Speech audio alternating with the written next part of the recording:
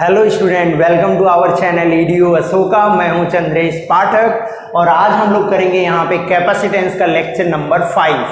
ठीक है, हमने 4 लेक्चर ऑलरेडी कंप्लीट कर लिए हैं, जिसमें हमने डाइलेक्ट्रिक्स देखा था पिछले लेक्चर में कि डाइलेक्ट्रिक्स अगर इंसर्ट करते हैं तो कैपेसिटेंस में क्या चेंज आता है, कैपेसिटेंस बढ़ जाता है, वो के टाइम्स बढ़ जाता है। ये सारी चीज़ें हमने देखी थी। उस पर कुछ न्यूमेरिकल्स भी हमने किया था कि अगर कैपेसिटर के अंदर कोई डाइलेक्ट्रिक डाल दिया जाए तो फिर इक्विवेलेंट कैपेसिटेंस हम कैसे निकालेंगे, ये सारी चीज़ें हम लोग पिछले क्लास में देख चुके हैं। ठीक है, तो आज हम बेसिकली करेंगे क्या कि हम फोर्स निकालना सीखेंगे कि किसी कैपेसिटर के अंदर अगर हम डाइलेक्ट्रिक इंसर्ट कर रहे हैं तो उसके ऊपर कितना फोर्स लगता है। ठीक है ना, फोर्स के हम स्टडी करेंगे और हम लोग बेसिकली न्यूमेरिकल्स देखेंगे आज। तो आज आपका कैपेसिटर पूरा खत्म हो जाएगा, आरसी सर्किट आपकी बचेगी। आरसी सर्किट मैं आपको तब पढ़ाऊंगा जब मैं इलेक्ट्रिसिटी कंप्लीट कर लूंगा, क्योंकि आरसी सर्किट आपको तब तक नहीं समझ आएगी जब तक मैं रेजिस्टेंस और सर्किट सॉल्व करना आपको नहीं सिखाऊंगा। ठीक है ना, तो हम लोग इलेक्ट्रिसिटी के बाद आरसी सर्किट करेंगे और आज हमारा कैपेसिटेंस का ये लास्ट लेक्चर रहेगा, जिसमें हम लोग न्यूमेरिकल्स देखेंगे और डाइलेक्ट्रिक अगर किसी प्लेट के पास लाया जाता है, पैरेलल प्लेट कैपेसिटेंस के पास, तो वो कैसे उस पर फोर्स लगाता है, ये चीजें हम लोग आज देखा जाएगा। ठीक है, तो चलिए बिना किसी देरी के हम अपना लेक्चर स्टार्ट करते हैं। आप कॉपी और पेन निकाल लो और नोट्स बनाना शुरू कर दो। ठीक है, तो चलिए स्टार्ट करते हैं हम लोग पहले क्वेश्चन से। ठीक है ना, क्वेश्चन देखते हैं। क्वेश्चन नंबर 1, ये भी इक्विवेलेंट कैपेसिटेंस का ही क्वेश्चन है आपका। यहाँ पे क्या है, 2 पैरेलल प्लेट्स हैं जिनके बीच का सेपरेशन d है। हम क्या कर रहे हैं, इसमें हाफ सेपरेशन में यहाँ पे हम एक डाइलेक्ट्रिक फिल कर दे रहे हैं जिसका है K1। डाइलेक्ट्रिक कोफिशिएंट कितना है, K1 है डाइलेक्ट्रिक कांस्टेंट हमारा, और ये है K2।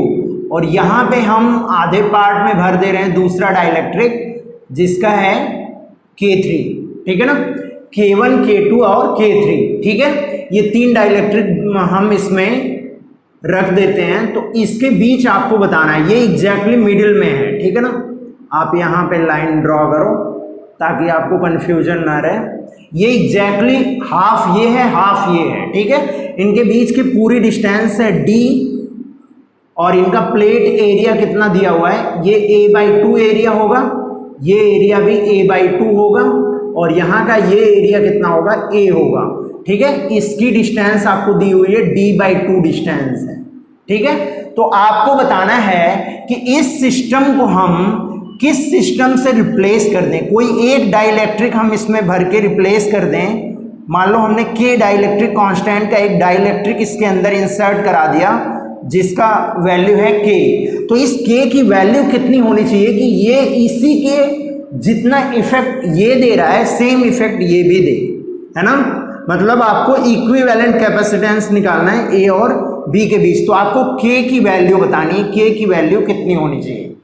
तो आप फटाफट सॉल्व करो, फिर उसके बाद मैं आपको बताता हूं आप कैसे निकालोगे इसकी वैल्यू।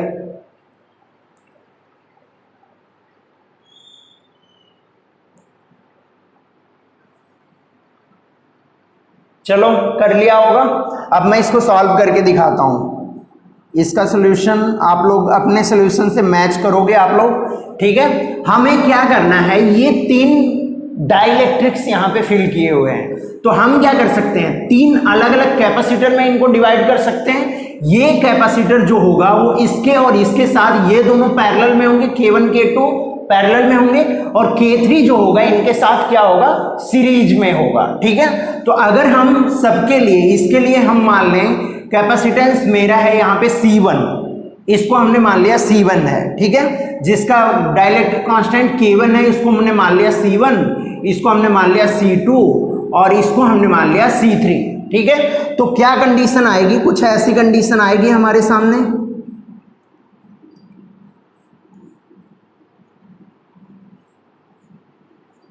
ये कंडीशन आ जाएगी। ये क्या होगा, C3 होगा, ये होगा हमारा C1 और ये होगा C2, यही तो होगा। अब हमें क्या करना है, C1, C2 और C3 की वैल्यू लिख लेना है। तो C1 अगर मैं लिखूं तो C1 मुझे कितना मिलेगा बताओ आप। यहां से प्लेट एरिया इसका a/2 है और डिस्टेंस कितना है d/2, तो epsilon not a/2 divided with d/2, यही तो मिलेगा। एप्सिलॉन नॉट a/d हो जाएगा, ये एप्सिलॉन नॉट a/d ये मिल गया हमें। अब इसी तरीके से हम C2 निकाल लें। C2 कितना मिलेगा मुझे, K2, यहां पे ये K1 भी लेना पड़ेगा आपको, ठीक है। तो K1 यहां पे मिलेगा, K1 एप्सिलॉन नॉट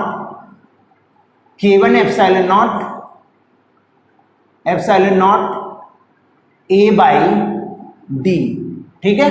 अब अगर हम C2 निकालें तो कितना मिलेगा, K2 epsilon not a/2 into divided with d/2, यही तो मिलेगा। अब अगर यहां से हम निकालें तो कितना मिलेगा हमें, K2 एप्सिलॉन नॉट a/d ये मिलेगा। इसी तरीके से हम C3 अगर निकाल लें तो कितना मिलेगा हमें, K3 एप्सिलॉन नॉट, a की वैल्यू यहां कंप्लीटली a आएगी क्योंकि इसका पूरा एरिया ये ले रहा है, a आएगी डिवाइडेड विथ d/2, तो कितना मिलेगा 2K3 एप्सिलॉन नॉट a/d। अब मैं क्या कर सकता हूं, सभी एप्सिलॉन नॉट a/d को हमने किससे रिप्लेस कर दिया, c से रिप्लेस कर दिया, तो ये मिल गया K1c और ये कितना मिल गया K2c और ये कितना मिल गया 2K3c, यही तो मिल गया हमें, यही मिल गया। अब हमें इसको देखना है कि इसका इक्विवेलेंट कैपेसिटेंस कितना आएगा। तो इसका इक्विवेलेंट निकालने के लिए C1 प्लस C2 आप करोगे और C3 के साथ आप क्या करोगे, सीरीज में ले लोगे, तो ये दोनों ऐड हो जाएंगे। तो अगर आप 1/c इक्विवेलेंट अगर आप निकालते हो तो कितना मिलेगा बताओ, C1 plus C2 into C3 divided with C1 plus C2 plus C3, यही तो मिलेगा। ये दोनों पैरेलल में होंगे तो C1 प्लस C2 इनका मिल जाएगा, फिर C3 के साथ ये सीरीज में है तो दोनों को आप मल्टीप्लाई करोगे और नीचे में दोनों को ऐड कर दोगे, ये C इक्विवेलेंट आपको मिलेगा, 1/c नहीं, ये कितना मिलेगा C इक्विवेलेंट, ठीक है। C इक्विवेलेंट मिल गया, तो यहां से आप वैल्यू निकालो, यहां से आपको वैल्यू क्या मिल जाएगी बताओ, C1 प्लस C2 कितना मिलेगा, K1c, तो यहां मिल गया K1c plus K2c cross 2K3c divided with K1c plus K2c plus 2K3c और यहां से C इक्विवेलेंट हमने मान लिया है कि K इक्विवेलेंट का यहां पे हम क्या रख देते हैं, K इक्विवेलेंट का हम क्या रख देते हैं, यहां पे डाइलेक्ट्रिक मीडियम यहां पे रख देते हैं, ठीक है। तो इसको अगर आप निकालोगे तो कितना मिलेगा, K एप्सिलॉन नॉट a/d, यही तो मिलेगा। अब इसको आप इक्वेट कर दो, यहां से C आप सब जगह से कॉमन लो तो कितना मिल जाएगा, K1 plus K2 into 2K3 into C और C नीचे वाला कैंसिल हो जाएगा, ये कितना मिलेगा K1 plus K2 plus 2K3, यही मिलेगा। अब बताओ C आपका कितना है, इसको आप लिख सकते हो K इक्विवेलेंट, यहां पे K इक्विवेलेंट आप करना, ठीक है ना, K इक्विवेलेंट इंटू C ये मिल जाएगा और यहां पे कितना मिल जाएगा बताओ आप, K1 plus K2 into 2K3c divided with K1 plus K2 plus 2K3, यही मिलेगा। अब बताओ C यहां भी है, C यहां भी है, कैंसिल हो गया, तो K इक्विवेलेंट आपका कितना आ गया बताओ आप, K1 plus K2 into 2K3 divided with K1 plus K2 plus 2K3, ये आपकी वैल्यू आ गई K इक्विवेलेंट की, ठीक है। तो इस अगर K इक्विवेलेंट इतना वैल्यू का अगर हम इसके बीच में रख दें तो हम इस कंप्लीट सिस्टम को इससे रिप्लेस कर सकते हैं, ठीक है। आप फटाफट नोट डाउन कर लो, फिर हम लोग आगे बढ़ते हैं।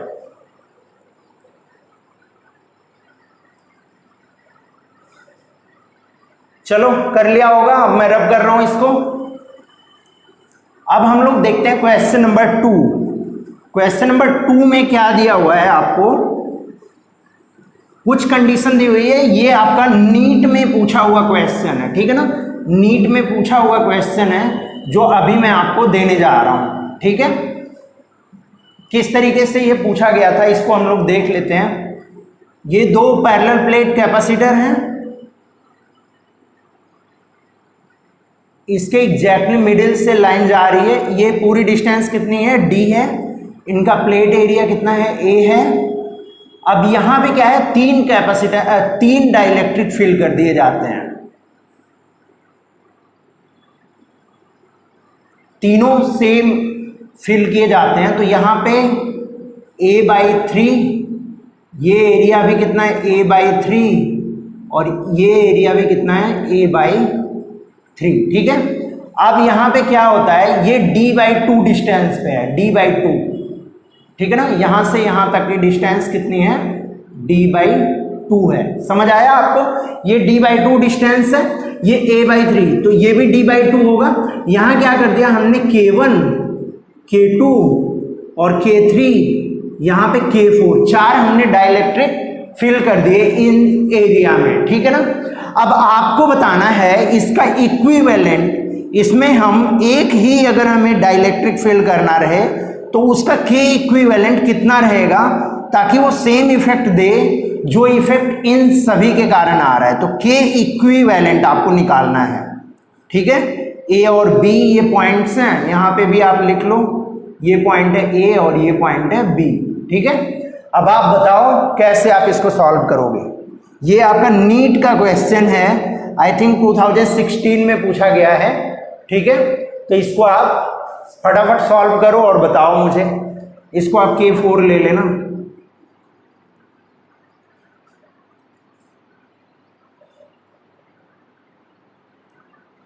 चलो कर लिया होगा आप लोगों ने। अब मैं इसको बताता हूं, देखो अब इसको आप क्या कर सकते हो, तीन पैरेलल प्लेट्स में आप इसको डिवाइड कर सकते हो, तीन कैपेसिटर में, और ये जो है उसके साथ किस में लगा हुआ है, सीरीज में लगा हुआ है। ये कंडीशन है, A है, ये है B, इसको आप बोल दो C1, C2, C3 और ये C4, यही तो है। इसको मैंने C1 बोल दिया, इसको C2 बोल दिया, इसको C3 बोल दिया और इसको C4 बोल दिया। अब मैं सबकी वैल्यू निकाल लूं, अगर C1 की वैल्यू अगर मैं निकाल लूं तो K1 epsilon not A/3 D/2, तो कितना मिल गया मुझे बताओ आप, 2/3 K1 और epsilon not A/D, epsilon not A/D, इसको मैंने क्या मान लिया, C मान लिया। तो 2/3 K1 इंटू C। उसी तरीके से जब मैं C2 निकालूंगा तो यहां सब कुछ सेम है, सिर्फ K1 की जगह K2 हो गया है, तो C2 मेरा कितना मिल जाएगा, K2C मिल जाएगा। इसी तरीके से आप पूरा निकाल भी सकते हो, मैं आपको जल्दी में आपको फटाफट बता देता हूं कि क्या आएगा, K3C ये आ जाएगा।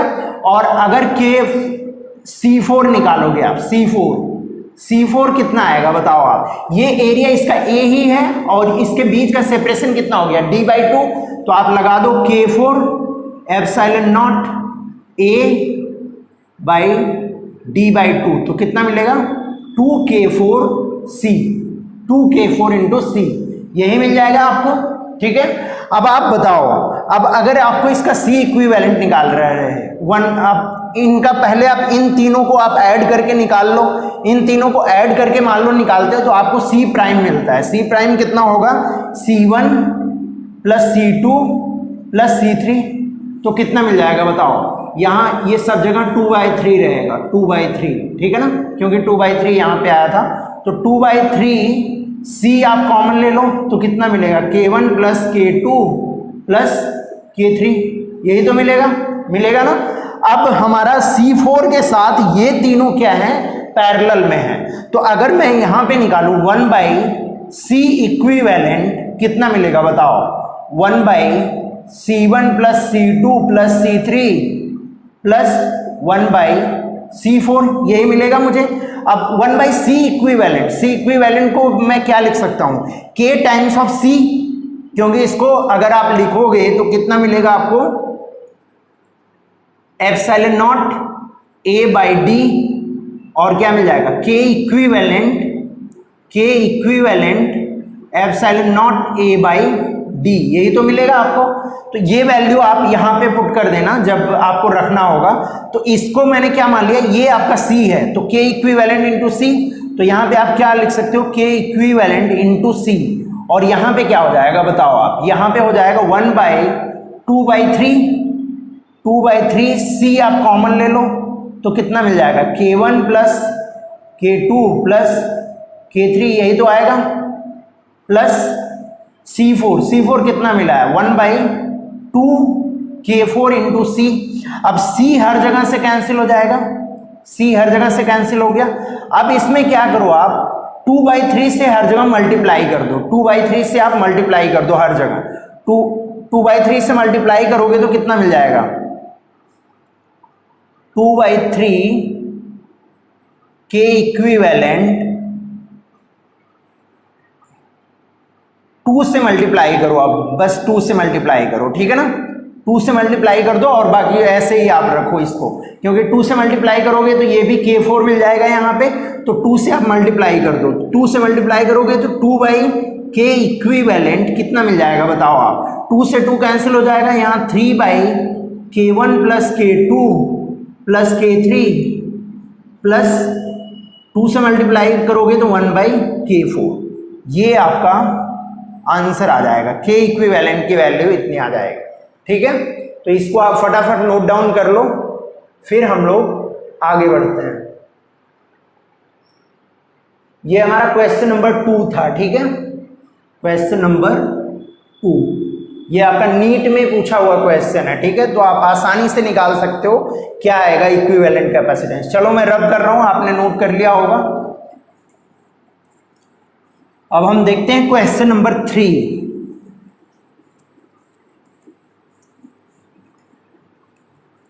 क्वेश्चन नंबर 3 में क्या दिया हुआ है, कंडीशन थोड़ी सी आपकी मैं चेंज करूंगा और आपको फिर बताना है इक्विवेलेंट कैपेसिटेंस क्या आएगा।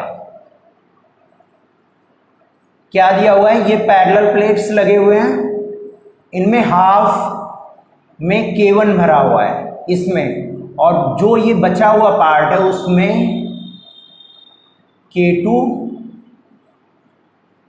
और K3 इसमें है, ठीक है। इसका प्लेट एरिया यहाँ पे देखें तो ये कितना है A/2 है और ये वाला भी कितना है A/2 है, ठीक है। इनके बीच का सेपरेशन है D, और D मैं यहाँ दिखा देता हूँ, इनके बीच का सेपरेशन D है और ये डिस्टेंस जो है ये D/2 है, ठीक है। D/2 मैं ले रहा हूँ, इसको D/3 D/4 कुछ भी दिया जा सकता है ना, कॉन्सेप्ट आपका सिमिलर रहेगा, जैसे मैं बता रहा हूँ वैसे ही आप कॉन्सेप्ट अप्लाई करोगे, ठीक है।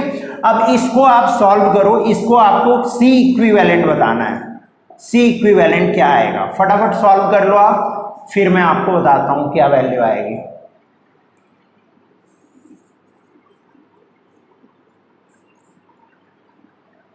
चलो कर लिया होगा। अब मैं इसमें बताता हूं, देखो ये K1 है, ये K2 है, ये K3 है, तो इसको आप 3 कैपेसिटर में डिवाइड कर सकते हो। ये आ जाएगा C1 आपका, और C2 C3 किस में आ जाएंगे, सीरीज में आ जाएंगे, ठीक है। पॉइंट A और B के बीच, यहाँ मान लो ये पॉइंट B है और ये पॉइंट A है, ठीक है, पॉइंट A और B के बीच, तो ये हो गया आपका C2, ये हो गया आपका C3, ठीक है, C1 C2 और C3 हो गए। अब क्या करना है आपको, इनका रिजल्टेंट निकालना है, इनका इक्विवेलेंट कैपेसिटेंस निकालना है। तो अगर मैं सबकी वैल्यू लिखूं, C1 लिखूं मैं, C1 कितना मिलेगा मुझे, K1 epsilon not A/2 divided with D, तो कितना मिल जाएगा, मैं इसको ले लेता हूं K1 एप्सिलॉन नॉट A/D को मैं C मान लेता हूं, C/2, K1 C/2 मिल जाएगा मुझे। इसी तरीके से मैं C2 अगर निकालूं तो C2 मुझे कितना मिलेगा बताओ आप, C2 मिलेगा K2 epsilon not A/2 divided with D/2, D/2 कितना मिल जाएगा बताओ आप, K2C मिल जाएगा मुझे।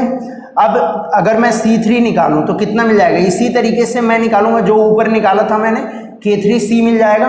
ठीक है, अब इन तीनों को आपको इक्विवेलेंट निकालना है। इक्विवेलेंट कैपेसिटेंस क्या आएगा, तो यहां से आप बताओ इन दोनों को आप क्या करोगे, इन दोनों को आप पहले इक्विवेलेंट निकाल लो।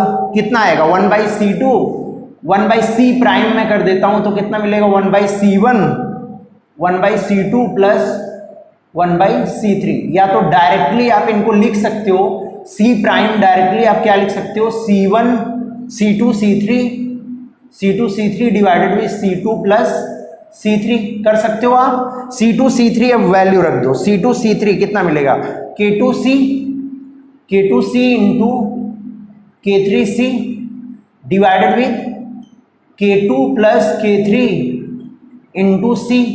C से C कैंसिल हो गया, कितना मिल गया बताओ आप, K2 K3 divided with K2 plus K3 into C, यही मिल गया C प्राइम आपको।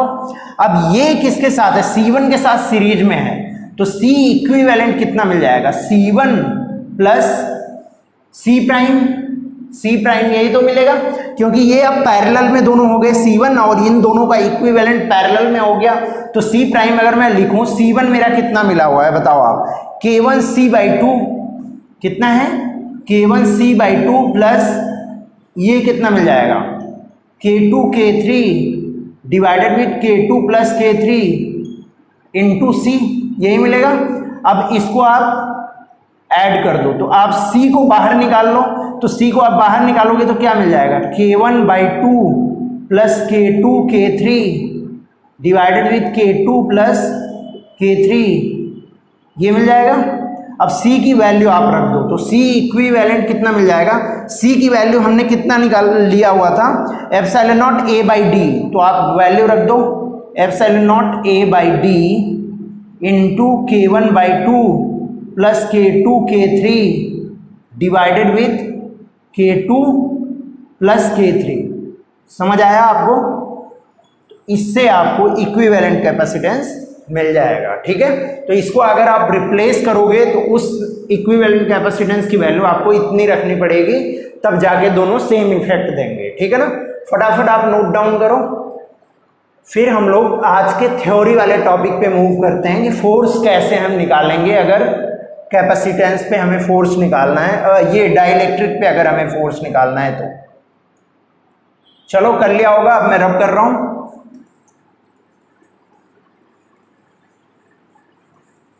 अब आपको क्या करना है, फोर्स निकालना है।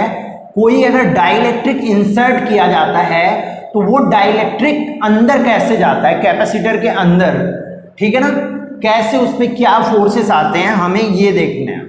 ठीक है, तो अगर मैं यहां पे लिखूं फोर्स ऑन अ डाइलेक्ट्रिक,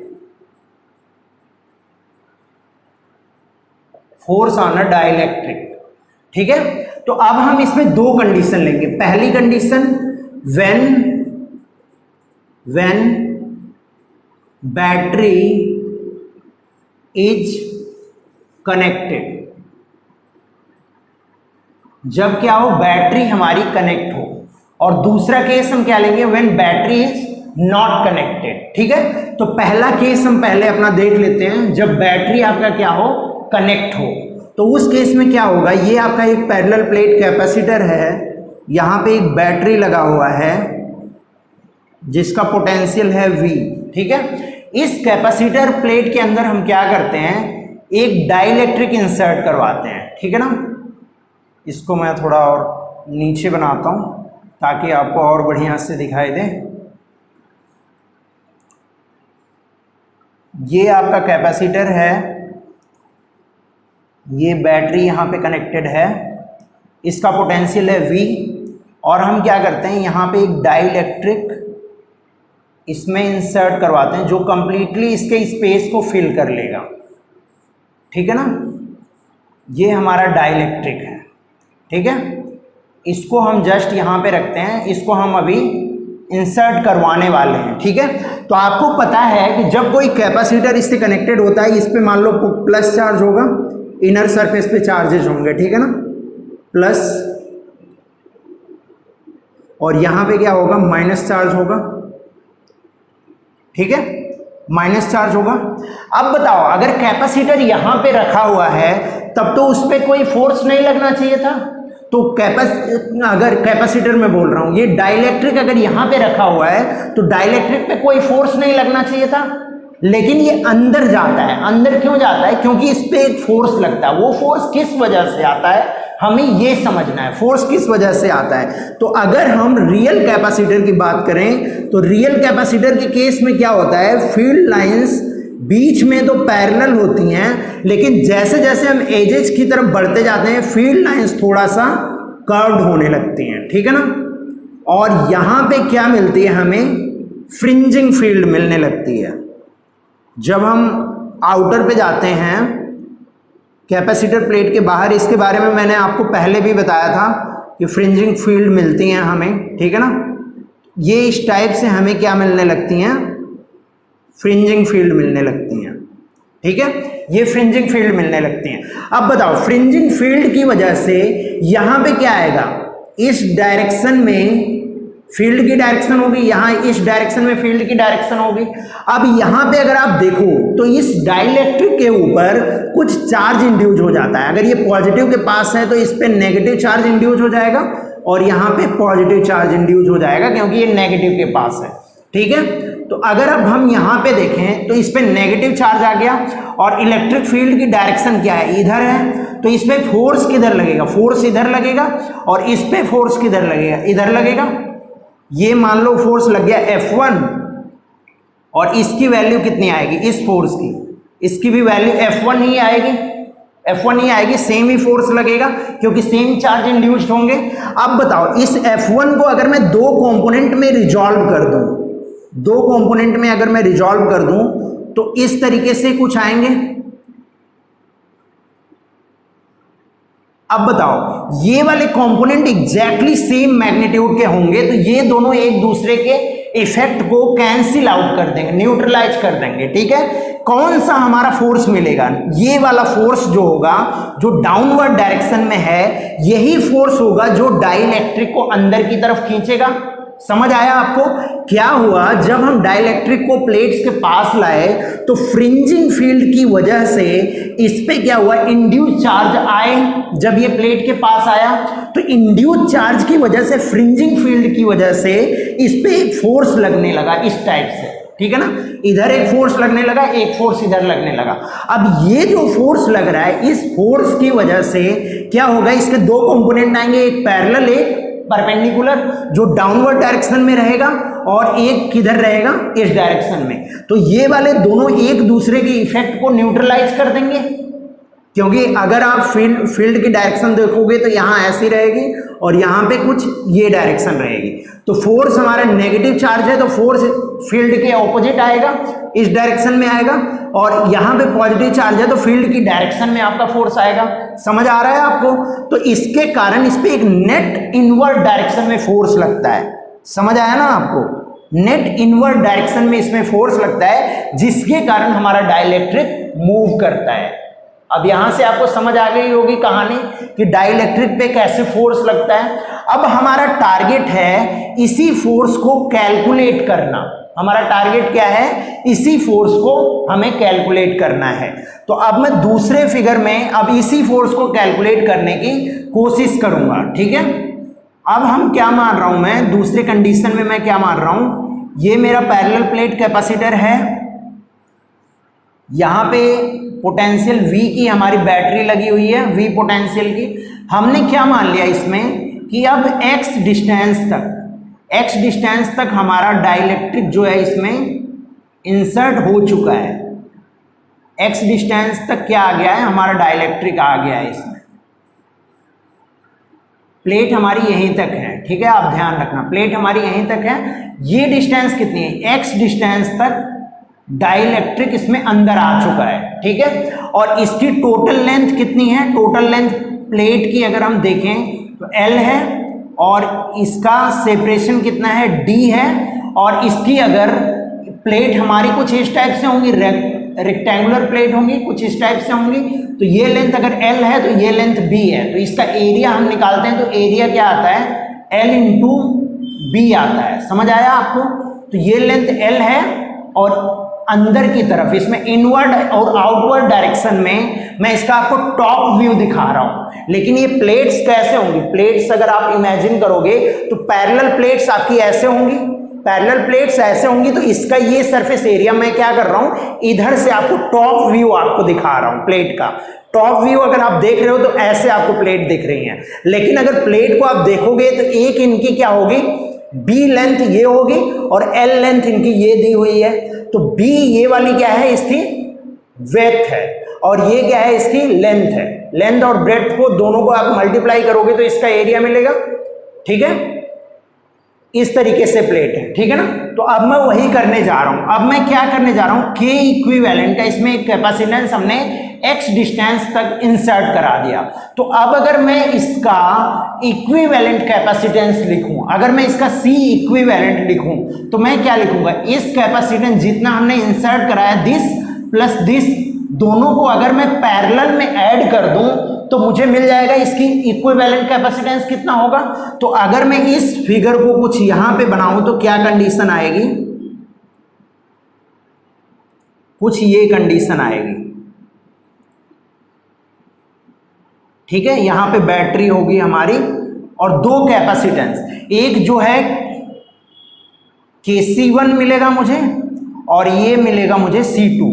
ठीक है, इसको मैंने बोल दिया C1 और इसको मैंने बोल दिया C2।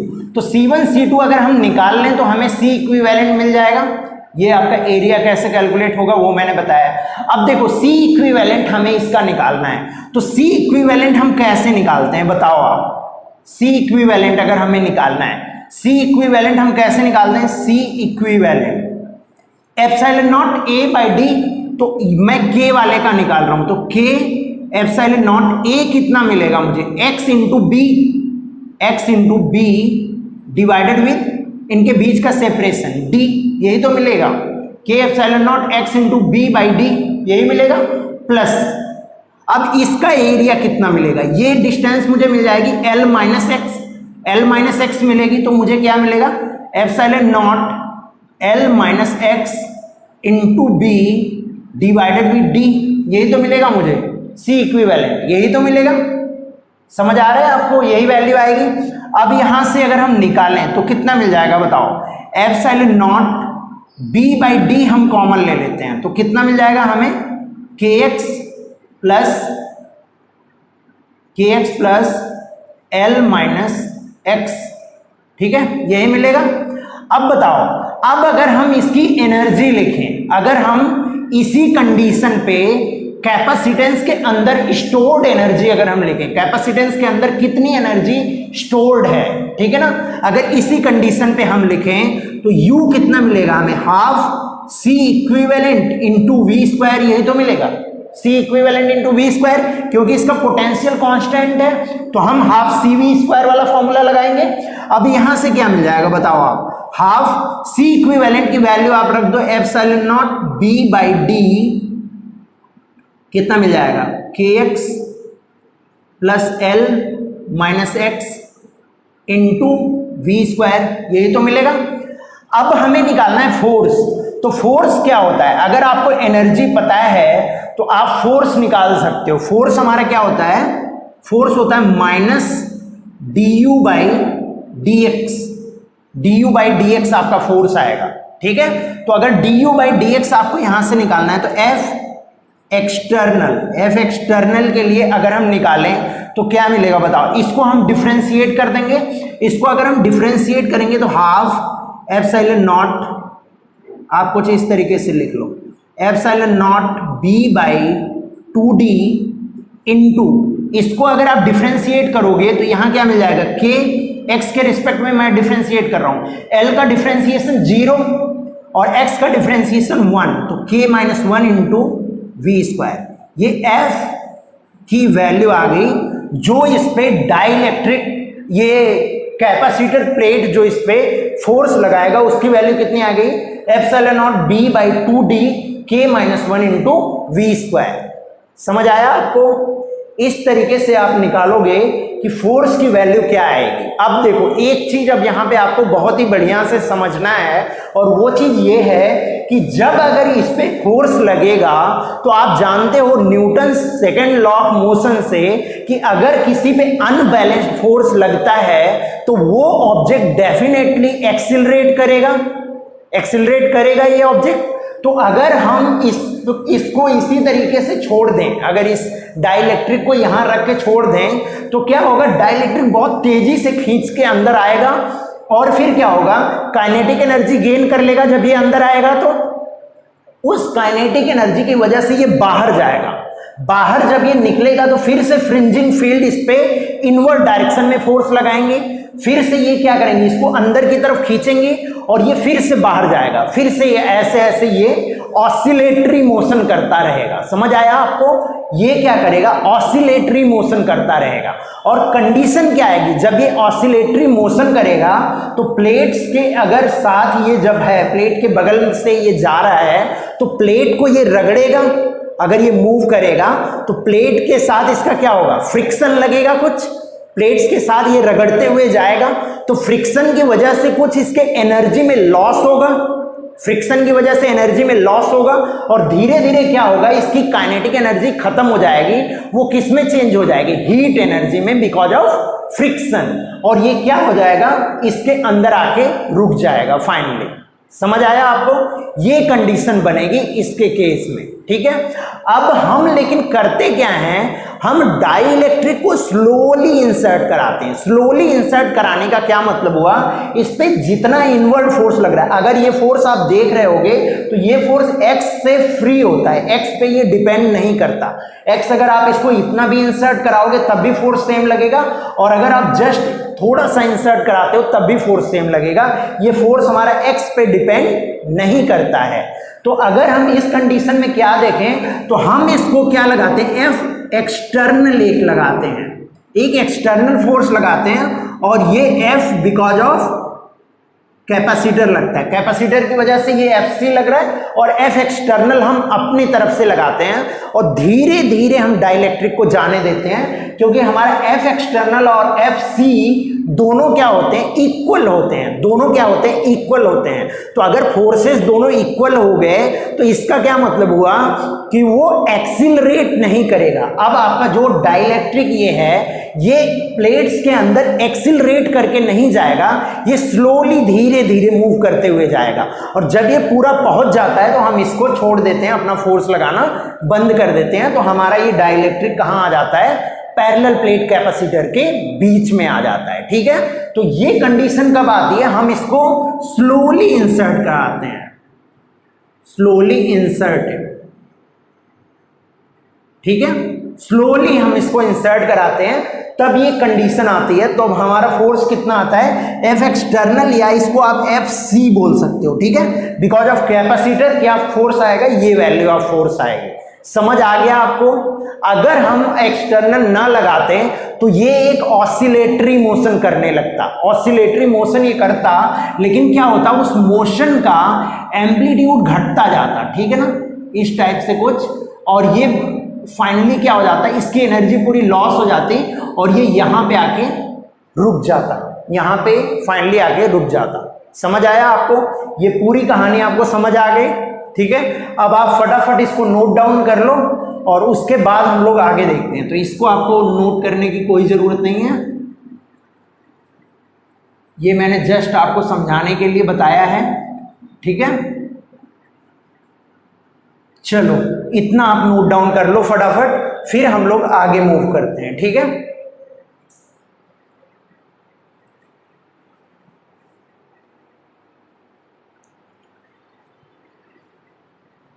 चलो कर लिया होगा। अब मैं रब कर रहा हूं इसको। ठीक है,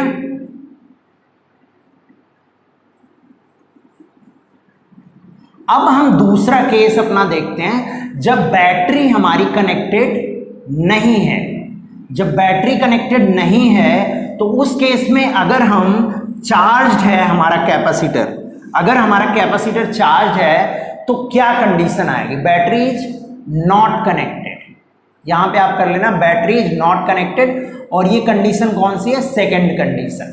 सेकेंड कंडीशन जब आपकी बैटरी कनेक्टेड नहीं है, उस केस में क्या कहानी बनेगी, ये आपका एक कैपेसिटर है पैरेलल प्लेट, ठीक है, इस पे प्लस क्यू चार्ज है, इस पे माइनस क्यू चार्ज है, और यहाँ पे हमने क्या कर दिया, कोई डाइलेक्ट्रिक लाके बिल्कुल इसके पास में हमने छोड़ दिया।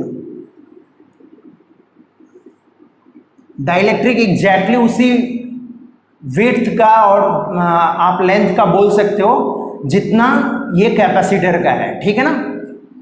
यहां पे मैं Q को यहां दिखाता हूं, प्लस Q, ठीक है, ये कहानी है, ये कंडीशन है। अब इस केस में क्या होगा बताओ, यहां पे भी वही कंडीशन बनेगी, यहां पे क्या होगा, फिर से वही, अगर इस पे चार्ज है तो चार्ज की वजह से फील्ड्स आएंगी इनसाइड, तो ये पैरेलल होंगी, लेकिन जैसे जैसे हम लोग बाहर जाएंगे एक्चुअल में फील्ड क्या होंगी, कर्व्ड हो जाएंगी, ठीक है, ये क्या हो जाएंगी, फ्रिंजिंग फील्ड बन जाएंगी, यहां पे ये फील्ड क्या हो जाएंगी, कर्व्ड हो जाएंगे,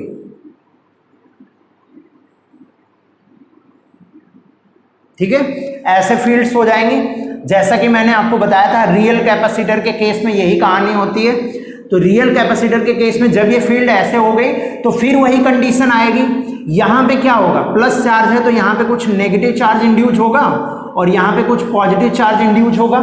पॉजिटिव नेगेटिव की वजह से नेगेटिव फोर्स फील्ड की ऑपोजिट डायरेक्शन में लगता है और पॉजिटिव फोर्स फील्ड की डायरेक्शन में लगता है। फिर से आप इसका दो कंपोनेंट करोगे तो एक कंपोनेंट इसका क्या हो जाएगा, दूसरे कंपोनेंट से ये दोनों कैंसिल हो जाएंगे और इस कंपोनेंट की वजह से फिर से हमारा ये किसमें आ जाएगा, अंदर आने की कोशिश करेगा, इसमें ये अंदर आएगा because of force of attraction, ठीक है। अब हम देखते हैं कि अब ये अगर हमारी बैटरी कनेक्टेड नहीं है तब हम ये फोर्स कैसे निकालें, ये फोर्स हम कैसे कैलकुलेट करें। तो इसके लिए हम क्या करेंगे, फिर से हम जैसे अपनी पहली कंडीशन ले रहे थे उसी तरीके से हम फिर से अपनी कंडीशन लेंगे, ठीक है। हमने क्या माना, हमारा ये जो प्लेट है, ये जो डाइलेक्ट्रिक है, कहां आ गया, ये x डिस्टेंस अंदर आ गया, ठीक है। इसकी लेंथ है टोटल L लेंथ का हमारा कैपेसिटर है और इसके बीच की सेपरेशन है D, ठीक है। और इसकी अंदर की तरफ जो डायमेंशनल थिकनेस है वो ये क्या बोलते हैं हम उसको, ब्रेथ, ठीक है, वो कितनी है, B है, ठीक है। तो इसकी अगर हम एरिया निकालें, इसका अगर हम एरिया लिखें, एरिया कितना है, L इंटू बी, एरिया हमारा L इंटू बी है। अब हमें क्या करना है, फिर से वही कहानी हमें रिपीट करनी है। हम क्या करते हैं, C इक्विवेलेंट लिखते हैं। तो C इक्विवेलेंट क्या आएगा बताओ, आप यहां से बताओ, एप्सिलॉन नॉट ए की वैल्यू कितनी आएगी, K एप्सिलॉन नॉट, यहाँ पे इसका डाइलेक्ट्रिक कांस्टेंट K है, यहाँ पे भी आप इसको K ले लेना, K एप्सिलॉन नॉट ए की वैल्यू कितनी आएगी, x into B divided with D, ठीक है, यही तो आएगा, K epsilon not x into B divided with D plus ये तो इसका आ गया इतने कैपेसिटर का, और बचा हुआ कैपेसिटर का क्या आएगा, दोनों पैरेलल में है तो जुड़ेगा, तो कितना मिलेगा, K, यहाँ पे K नहीं मिलेगा आपको, epsilon not B into L minus x, B into L minus x by D, ये आ जाएगा, आएगा, यही वैल्यू आएगी। अब बताओ यहां से आप अगर निकालोगे तो क्या वैल्यू मिल जाएगी, epsilon not B by D आप कॉमन ले लो, epsilon not B by D आपने कॉमन ले लिया तो कितना मिल गया बताओ आप, kx plus L minus X, यही मिल गया आपको। अब यहां से फिर से हमें वही कहानी रिपीट करनी है जो हमने पिछले केस में किया था। तो अगर हम इसकी एनर्जी U लिखें, इस केस में क्या है बताओ आप, इस केस में हमारा चार्ज कांस्टेंट है, इस केस में क्या कांस्टेंट, हमारा चार्ज कांस्टेंट है, क्योंकि कोई भी बैटरी कनेक्टेड नहीं है। जब बैटरी कनेक्टेड थी तब क्या था, हमारा पोटेंशियल कांस्टेंट था, चार्ज हमारा वेरी कर रहा था। लेकिन इस केस में हमारा चार्ज कांस्टेंट है, पोटेंशियल जैसे जैसे ये एंटर करेगा वो वेरी करेगा। समझ आ रहा है आपको? तो अगर चार्ज कांस्टेंट है तो एनर्जी के लिए आप कौन सा फॉर्मूला लगाओगे, half Q square by C equivalent, ये वाला फॉर्मूला आप लगाओगे। समझ आया आपको? Q square by C equivalent वाला फॉर्मूला लगाओगे तो यहां से कितना मिल जाएगा, यू अगर आप निकालोगे तो half Q square divided with C की वैल्यू रख दो, सी इक्विवेलेंट, तो कितना मिलेगा, epsilon naught B by D into K X plus L minus X, K X plus L minus X, ठीक है, ये मिल जाएगा। अब यहां से आप u को फर्दर थोड़ा और सिंप्लीफाई कर लो तो कितना मिल जाएगा, D Q square by 2 epsilon not into B, और इसको आप पावर -1 कर दो, K X plus L minus X power -1, ठीक है। अब आप D U by D X निकाल लो, एफ आपका क्या होगा, minus D U by D X होता है। हमें अगर एफ का सिर्फ मैग्नीट्यूड निकालना है तो हम क्या करेंगे, D U by D x का मैग्नीट्यूड निकाल लेंगे, उसमें भी सिर्फ आपको मैग्नीट्यूड निकालना था, यहाँ पे भी मैं क्या करूँगा, सिर्फ मैग्नीट्यूड निकालूंगा। तो मुझे क्या मिलेगा बताओ आप, इसको अगर आप डिफ्रेंशिएट करोगे तो क्या मिलेगा, D into Q square divided with 2 epsilon not into B, इसको अगर आप डिफ्रेंशिएट करोगे तो कितना मिलेगा, -1 के X plus L minus X power -2, इसकी पावर -2 हो जाएगा, और क्या मिलेगा, k -1, यही तो मिलेगा, यही मिलेगा। तो अगर fc का सिर्फ आपको मैग्नीट्यूड निकालना है, fc माइनस को आप इग्नोर कर सकते हो, fc कितना मिलेगा, अगर यहाँ पे आपको लिखना था तो आप माइनस लिख सकते थे, तो माइनस माइनस आपका प्लस हो जाता, लेकिन हम सिर्फ मैग्नीट्यूड निकालेंगे तो माइनस को हम इग्नोर कर देंगे, तो कितना मिलेगा, d into Q square k -1 divided with 2 epsilon not into B, और ये कितना मिल जाएगा, K X plus L minus X power 2, ये आपका फोर्स की वैल्यू आ गई। जब अगर कैपेसिटर आइसोलेटेड है, अगर उस पर बैटरी कनेक्टेड नहीं है, तो हमारा जो फोर्स आता है वो एक्स पे डिपेंड करता है, और अगर बैटरी कनेक्टेड है तो हमारा फोर्स एक्स पे डिपेंड नहीं करता है। समझ रहे हो आप, जैसे जैसे एक्स बढ़ता जाएगा, आप बताओ फोर्स क्या होगा, घटता जाएगा। इस केस में क्या होगा, जैसे जैसे एक्स की वैल्यू आपकी बढ़ती जाएगी, फोर्स आपका कम होता जाएगा। समझ आ रहा है, तो ये क्या करेगा, इसमें भी वही कंडीशन आएगी, ये भी ऑसिलेटरी मोशन करेगा, ठीक है ना, ये भी ऑसिलेटरी मोशन आपका करता रहेगा इसके बीच में, अगर आप इसको जस्ट इसके पास ले आके छोड़ दोगे तब, ठीक है। लेकिन हम करते क्या है, यहाँ पे एक एफ एक्सटर्नल लगाते हैं जिसकी वैल्यू इसके बराबर होती है, और हम उसको धीरे धीरे इंसर्ट कराते हैं, तब हमारा स्लैब इसके बीच में आके रुक जाता है, ठीक है ना। तो ये इस पे फोर्स की वैल्यू आएगी। डी आपका सेपरेशन है, एप्सिलॉन नॉट बी आप जान रहे हो, बी क्या होगा, क्यू आप जान रहे हो, इस पे क्या है, चार्ज है, और k -1, k क्या है आपका, डाइलेक्ट्रिक कांस्टेंट है, और यहाँ पे क्या मिल जाएगा, K X L minus X into whole square, ठीक है। समझ आया, फटाफट आप नोट डाउन कर लो, फिर अब हम लोग कुछ क्वेश्चंस करेंगे, फिर हमारा आज का टॉपिक खत्म हो जाएगा, आज हमारा कैपेसिटेंस खत्म हो जाएगा, और आरसी सर्किट हम पहले इलेक्ट्रिसिटी करने के बाद देखेंगे, ठीक है ना, क्योंकि अभी आपको मैं बताऊंगा तो उसमें बहुत सारी चीजें आपको एक्सप्लेन करनी पड़ेंगी, उस टाइम आप पढ़े रहोगे तो आपको फटाफट हो जाएगा। मैं रब कर रहा हूं अब इसको,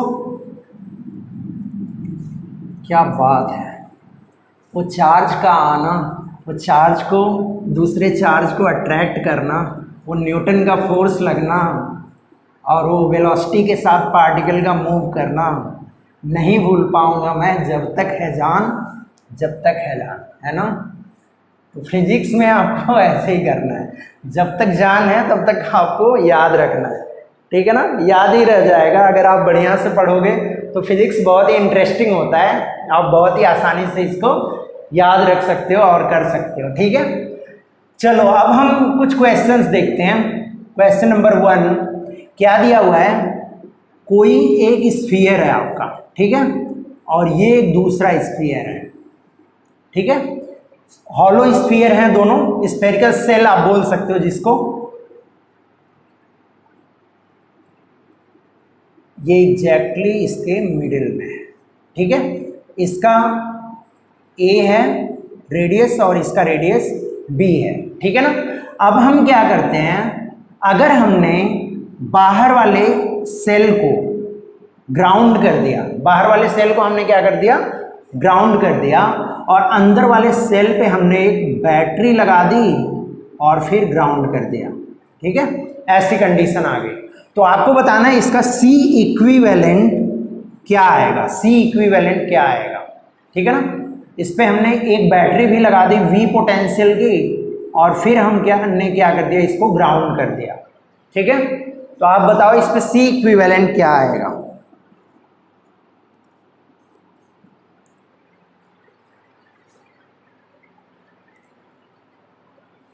चलो कर लिया होगा आपने। अब मैं इसको बता रहा हूं, देखो यहां पे क्या होगा बताओ आप। ये अगर एक सेल है आपकी, ये दूसरी सेल है, और एक सेल हम मान लेते हैं इन्फिनिटी पे होगी, तो इन दोनों सेल के बीच एक कैपेसिटेंस होगा C1, और इस सेल और इन्फिनिटी पे जो हमारी सेल है उसके बीच हमने मान लिया कैपेसिटेंस कितना है, C2 है। वो जो इन्फिनिटी पे हमारी प्लेट होती है वो भी क्या होती है, उसका भी पोटेंशियल हमारा V इक्वल टू 0 आता है। तो इसको भी हमने कनेक्ट किया है, तो इसका भी पोटेंशियल V इक्वल टू 0 आएगा।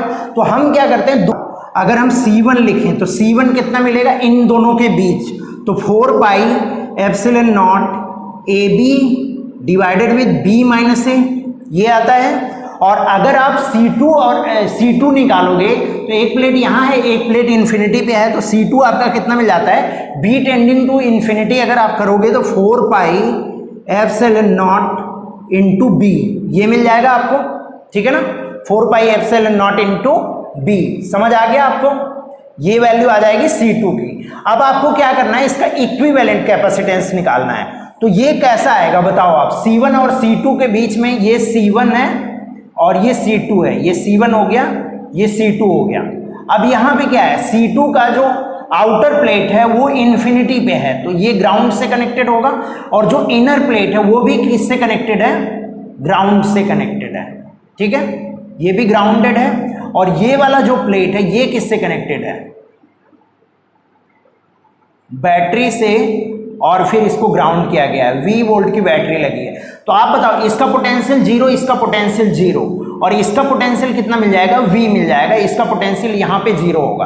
तो अगर आप देखोगे तो ये 0 और 0 के बीच में है, तो ये सेम पॉइंट पे है, तो ये कैपेसिटेंस आपका खत्म हो जाएगा, इस कैपेसिटेंस का यहाँ पे कोई मतलब नहीं है। सिर्फ आपको कौन सा कैपेसिटेंस मिलेगा, C1। तो अगर आप इसका C इक्विवेलेंट लिखो तो कितना मिल जाएगा, C1। C1 की वैल्यू कितनी है, हमने निकाली हुई है value 4 pi epsilon not AB by B minus A।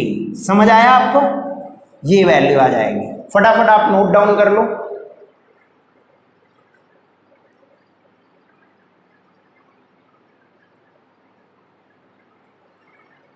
चलो कर लिया होगा। अब मैं इसको रब कर रहा हूं। अब हम इसी क्वेश्चन में थोड़ा सा और मॉडिफाई कर देते हैं, कुछ नहीं करना है, सारी चीजें सेम है, बस हम क्या कर देते हैं, इसको ग्राउंड से हटा देते हैं, इसकी ग्राउंडिंग नहीं करते हैं। अब इस केस में आपको C इक्विवेलेंट बताना है, फिर से आप बताओ क्या आएगा।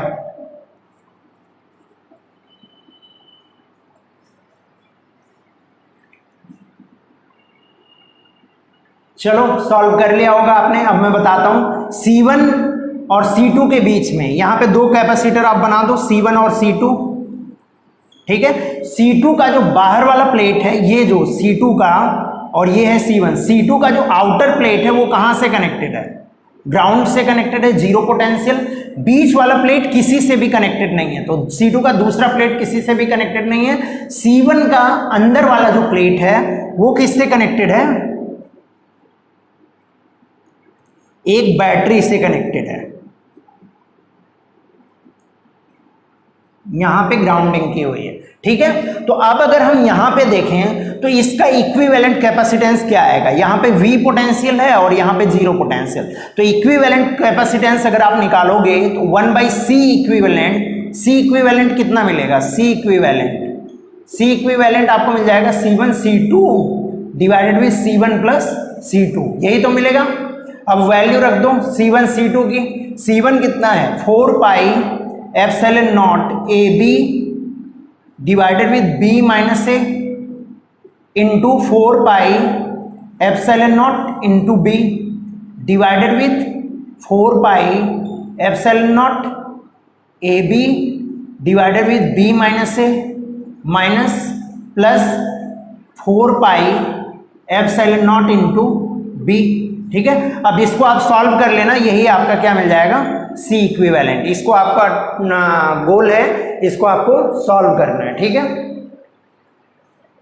या तो चलो मैं बता ही देता हूं, यहां पे देखो b माइनस ए से आप ऊपर नीचे आप मल्टीप्लाई कर दो तो क्या मिल जाएगा आपको, बताओ, 4 पाई स्क्वायर हो जाएगा, 4 पाई एप्सिलॉन नॉट यहां से और यहां से आप कैंसिल कर सकते हो, और b माइनस ए से अगर आप मल्टीप्लाई कर दोगे तो कितना मिलेगा, 4 पाई एप्सिलॉन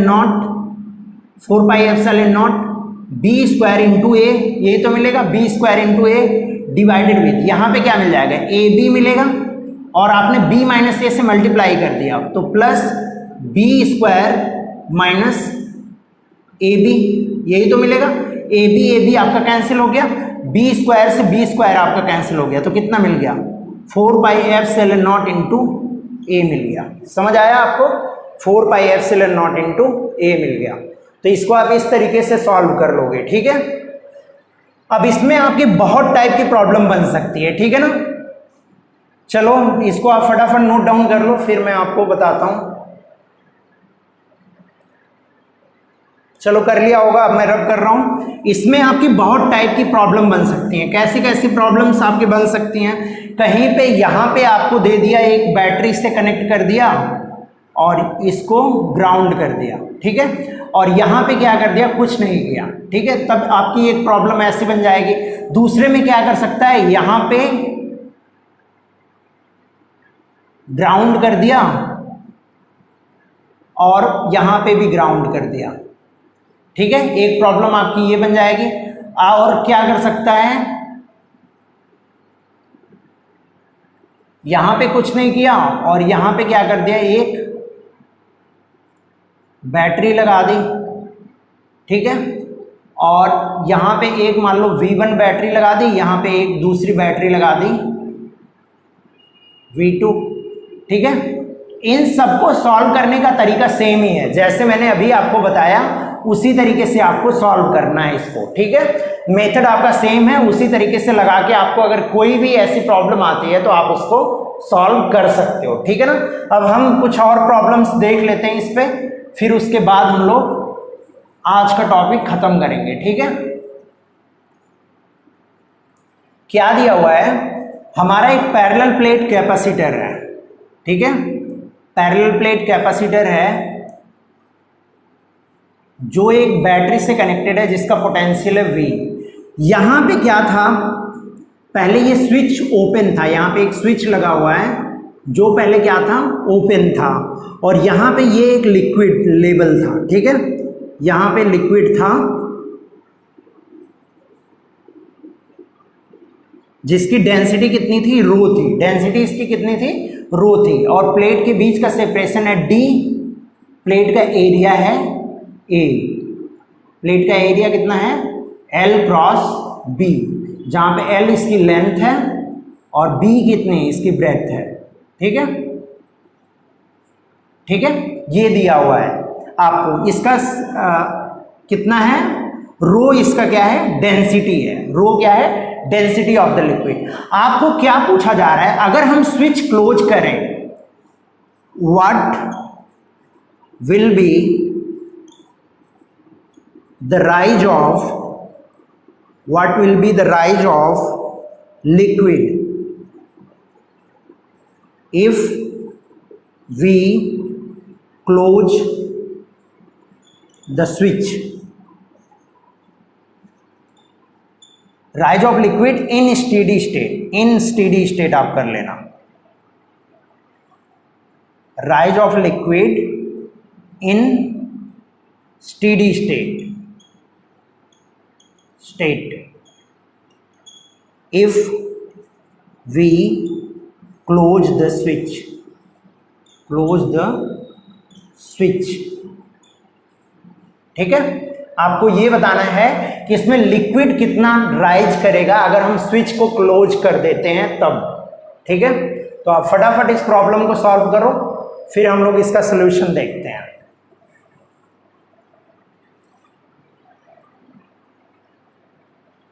चलो कर लिया होगा। अब मैं इसका सोल्यूशन आपको बताता हूं।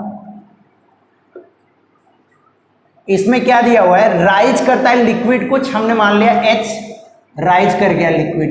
इसमें लिक्विड कितना राइज कर गया, H हाइट तक राइज कर गया। ठीक है, ये लिक्विड लेवल हमारा था।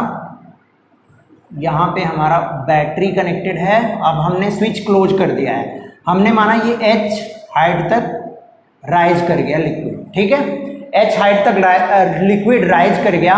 तो आप बताओ इस केस में क्या होगा, लिक्विड हमारे एक डाइलेक्ट्रिक की तरह काम करेगा। जब ये राइज किया तो इस पे एक इनवर्ट डायरेक्शन में फोर्स लग रहा होगा, Fc जिसको हम बोलते हैं, बिकॉज ऑफ कैपेसिटेंस। उस फोर्स की वैल्यू अभी हमने निकाली हुई थी, उस फोर्स की वैल्यू कितनी आ रही थी बताओ आप, कितनी आ रही थी। हमने कैपेसिटेंस निकाला था, C इक्विवेलेंट कितना था, K एप्सिलॉन नॉट, A की वैल्यू कितनी थी, B इंटू एक्स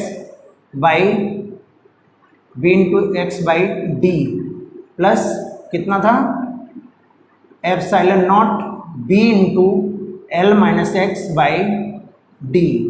तो हमने हाफ F निकाला था D U by D x से, तो कितना आ रहा था हमारा, यहाँ पे कितना मिल रहा था, epsilon not B by D हमने कॉमन लिया था, into V square half epsilon not B into D whole square मिल रहा था हमें। और यहाँ क्या मिल रहा था, K माइनस 1, ये हमारा फोर्स मिल रहा था, ये फोर्स। ठीक है, अगर आपको याद नहीं है तो आप फटाफट डिराइव भी कर सकते हो। ये हमारा फोर्स मिल रहा था। अब ये फोर्स क्या कर रहा है, बैलेंस कर रहा है इसके वेट को बैलेंस कर रहा है। तो कितना मिलेगा यहाँ, रो जी इंटू एच, रो जी एच ही तो इसका वेट होगा, रो जी, और इसका वॉल्यूम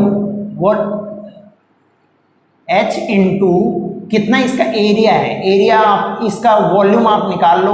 तो ये एच इसकी हाइट है और इसका एरिया कितना आएगा बताओ आप, D into D H into B, D H into B मिलेगा, डी इंटू बी मिल जाएगा आपको, डी इंटू बी, यही तो मिलेगा, है ना।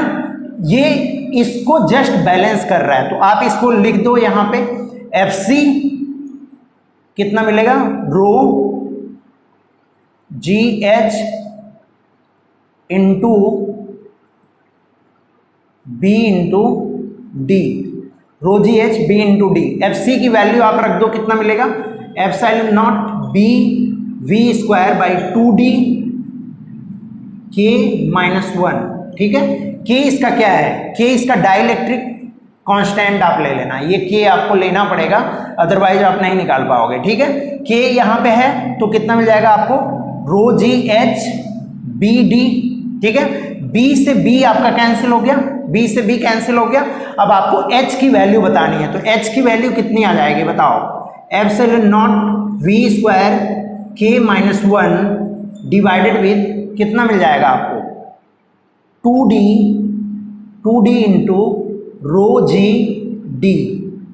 तो यहाँ डी स्क्वायर आप कर लो। ठीक है, ये आपकी आ गई वैल्यू ऑफ एच, कितना हाइट वो राइज करेगा उसकी वैल्यू आप यहां से निकाल सकते हो। इसको करने की कोई ज़रूरत नहीं है, ये मैंने निकालने के लिए लिखा था, ये वैल्यू आ जाएगी। ठीक है, जो इस पे फोर्स लग रहा है वही फोर्स क्या करेगा, उसी फोर्स की वजह से इसका वेट बैलेंस होगा और ये इतना राइज कर जाएगा इसमें। ठीक है, तो इसको आप फटाफट नोट डाउन कर लो, फिर हम लोग आगे बढ़ते हैं।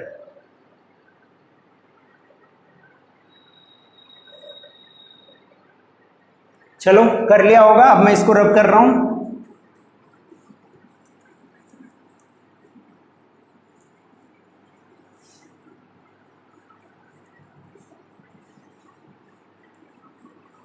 अब हमें क्या दिया हुआ है, एक और क्वेश्चन हम लोग करते हैं। इसमें क्या दिया हुआ है, ये एक आपका पैरेलल प्लेट कैपेसिटर है। ठीक है, इस पे पॉजिटिव चार्ज है, प्लस क्यू चार्ज है, और इस पे माइनस क्यू चार्ज है। ये चार्ज इनसाइड वाले सरफेस पे होगा। ठीक है ना, आप कंफ्यूज मत करना कि यहाँ आ गया कैसे, यहाँ पे आएगा ये प्लस। ठीक है, और यहाँ पे ये आएगा माइनस, ठीक है ना। अब क्या है, यहाँ पे इस लेवल पे एक लिक्विड भरा हुआ था, इस लेवल पे क्या था, इसमें लिक्विड था कोई, ठीक है। पहले जब इस पे चार्ज नहीं था तब लिक्विड का लेवल कुछ ऐसा था, ये सेम लेवल पे था। अब हमने क्या करा, आफ्टर चार्जिंग, आपको बताना है after charging the parallel plate capacitor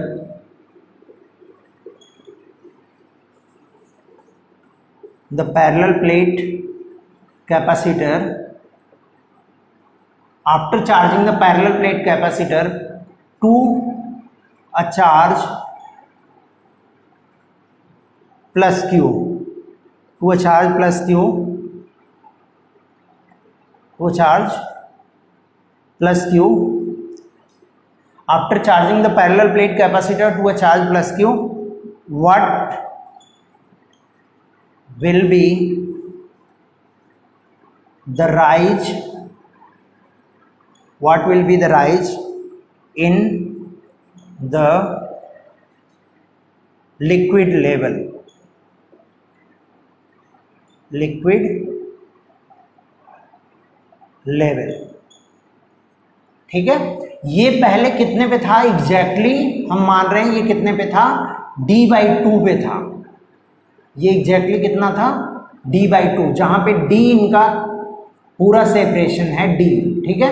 तो आपको बताना है कि अगर हमने लिक्विड को ये लिक्विड को अगर हमने प्लेट को चार्ज कर दिया तो लिक्विड का लेवल कितना राइज करेगा, कुछ इस तरीके से इसका लेवल हो जाएगा।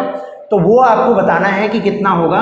यहाँ पे आपको एक चीज दिया हुआ है, इसका कांस्टेंट है k, ठीक है ना, इसका डाइलेक्ट्रिक कांस्टेंट क्या है, k है, ठीक है। फटाफट आप सॉल्व कर लो, फिर मैं आपको बताता हूं आप इसको कैसे करोगे।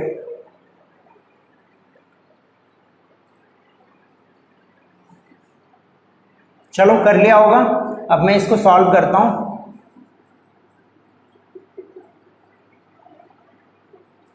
देखो यहां पे क्या है, यहां पे चार्ज है प्लस Q, तो यहां पे कुछ चार्ज इंड्यूस हुआ होगा। अगर ये लेवल इसका राइज किया तो आप जानते हो जब कोई डाइलेक्ट्रिक रहता है तो उस पर कुछ इंड्यूस चार्ज आते हैं। मान लो इस पे जो इंड्यूस चार्ज आया उसकी डेंसिटी है -σ, तो अगर यहाँ पे -σ इंड्यूस्ड हुआ तो डेफिनेटली जो इसके पास होगा वहां पे क्या इंड्यूस हुआ होगा, +σ इंड्यूस हुआ होगा, +σ, यहाँ पे +σ इंड्यूस हुआ। और इसकी चार्ज डेंसिटी, जो प्लेट की चार्ज डेंसिटी है वो कितनी होगी बताओ आप। प्लेट की चार्ज डेंसिटी अगर आप निकालोगे तो Q/A मिलेगी आपको चार्ज डेंसिटी, उसी तरह लोअर प्लेट की भी कितनी मिलेगी, Q/A, ठीक है। इस पे ये माइनस चार्ज है, पहले से माइनस चार्ज है, ये प्लेट पे पहले से माइनस चार्ज है, ठीक है। और ये कितना हो गया, इंड्यूज हो गया, +σ इंड्यूज, I मैं इसको कर देता हूं, इंड्यूज चार्ज जो आएगा वो है, ठीक है। इंड्यूज चार्ज डेंसिटी जो आएगी वो σI आएगी। तो अगर मैं इंड्यूज चार्ज निकालूं σI, ये कितना मिलेगा बताओ आप, σ × 1 - 1/k। हमने इंड्यूज चार्ज निकाला हुआ था, तो इंड्यूज चार्ज को अगर आप सरफेस एरिया से डिवाइड कर दोगे तो आपको चार्ज डेंसिटी मिल जाएगी। सिग्मा इसकी चार्ज डेंसिटी है, ये हमने माना है सिग्मा है, ठीक है। तो इतना मिलेगा आपको, ठीक है। अब इस पे बताओ, इस पे अब कितना लग रहा होगा, कुछ इलेक्ट्रिक फील्ड लग रहा होगा, बिकॉज ऑफ ऊपर वाले चार्ज के कारण कुछ इलेक्ट्रिक फील्ड ऊपर की डायरेक्शन में लग रहा होगा। तो अगर हम ई नेट की बात करें, ई नेट इस पे कितना लग रहा होगा बताओ। ये माइनस चार्ज डेंसिटी है, इस पे आप ध्यान रखना, इस पे क्या चार्ज डेंसिटी है, माइनस है, ठीक है। तो σI इस पे अगर चार्ज डेंसिटी है तो इसमें आपको कुछ गड़बड़ हो रहा है, ये सब एक ही टाइप के आपको दिखने लग रहे हैं, तो इसमें आप कंफ्यूज मत करना, ठीक है ना, क्योंकि मैंने उसी से आपको बना दिया है इसका लिक्विड भी और उसी कलर से बना दिया है इस पे चार्ज भी, ठीक है। चलो चार्ज मैं दूसरे कलर से बनाता हूं ताकि आपको बढ़िया से दिखे।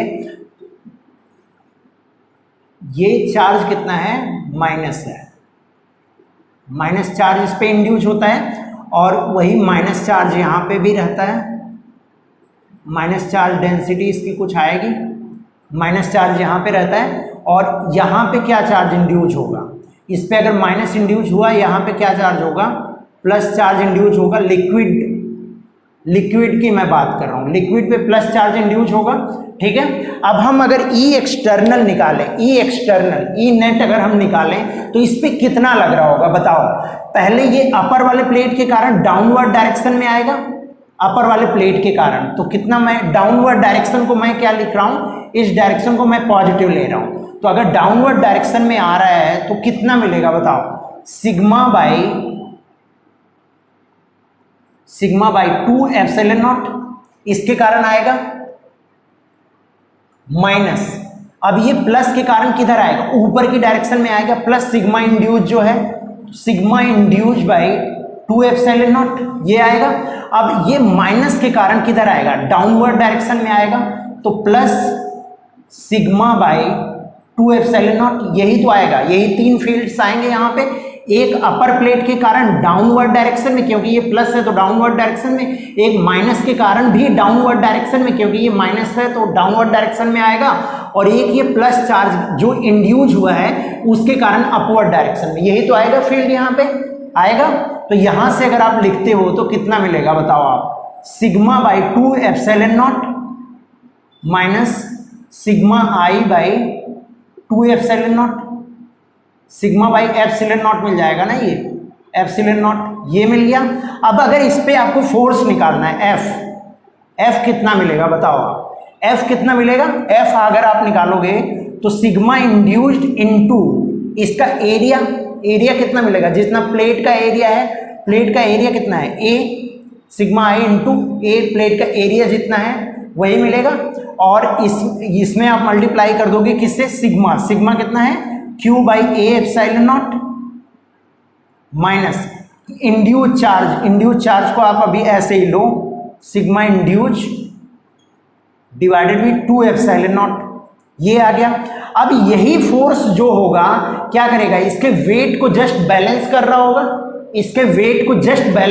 होगा, तो अगर इसकी डेंसिटी रो है तो आप कितना लिखोगे, रो जी इंटू एच इंटू ए, ये किसको बैलेंस कर रहा होगा, एग्जैक्टली ये एफ के इक्वल होगा, ये लिख सकते हो आप। तो rho G into H into A equal to sigma I A Q by A epsilon naught minus sigma I by 2 epsilon naught, यही मिलेगा। अब बताओ, ए से ए आपका यहाँ पे कैंसिल हो गया, ठीक है। अगर आपको एच निकालना है, एच कितना आएगा बताओ आप, sigma I divided with rho into G, यहाँ पे क्या मिलेगा, Q by A epsilon naught minus sigma I by 2 epsilon naught. अब सिग्मा की वैल्यू आप रख दो, सिग्मा 1 माइनस 1 बाई के, यही तो मिलेगा, तो ये कितना मिल गया, सिग्मा 1 माइनस 1 बाई के डिवाइडेड विथ रो इंटू जी। अब यहाँ पे कितना मिल जाएगा, Q by A epsilon naught, अब माइनस यहाँ पे कितना मिलेगा, सिग्मा को आप क्यू बाई ए कर सकते हो, Q by 2 A epsilon not, Q by 2 A epsilon not 1 minus 1 by के, यही मिलेगा आपको, ठीक है। तो यहाँ से आप कर दो तो क्या मिल जाएगी वैल्यू, सिग्मा को आप क्यू बाई एप्सिलॉन नॉट रख दो, क्यू बाई ए लिख दो, क्यू इंटू 1 माइनस 1 बाई के डिवाइडेड विथ ए रो जी मिलेगा, और यहाँ से इससे आप मल्टीप्लाई करोगे तो यहाँ कितना मिल जाएगा, Q by 2 A epsilon naught minus plus हो जाएगा क्यू बाई 2 के ए एप्सिलॉन नॉट, ठीक है। ये आपका आंसर हो जाएगा एच की वैल्यू, समझ आ गया आपको। इस तरीके से आप निकालोगे कि आपकी वैल्यू एच की कितनी आएगी, ठीक है। तो आप इसको फटाफट नोट डाउन कर लो। इसमें मैंने क्या किया, सेम वही कंडीशन लगाई, इसका वेट जो है किससे बैलेंस होगा, इस पे लग रहे फोर्स से बैलेंस होगा, ठीक है ना। इसमें मैंने इंड्यूस चार्ज वाला फॉर्मूला लगा के मैंने निकाल लिया कि कितनी वैल्यू आएगी।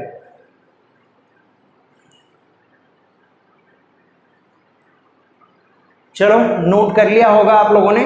तो आज के लिए हम लोग इतना ही रहने देते हैं, बाकी हम लोग देखेंगे नेक्स्ट क्लास में हमारा करंट इलेक्ट्रिसिटी अब स्टार्ट होगा, ठीक है ना। हमारा कैपेसिटेंस आज खत्म हो गया, अब हम आरसी सर्किट बची है जिसको हम करंट इलेक्ट्रिसिटी पढ़ने के बाद करेंगे, क्योंकि उसमें आपको रेजिस्टेंस और उसका सर्किट का आपको यूज आएगा। तो उसको मैं आपको जब ये करंट इलेक्ट्रिसिटी बताऊंगा तो सर्किट सॉल्व करना मैं बताऊंगा, उसके बाद हम लोग आरसी सर्किट करेंगे, ठीक है ना।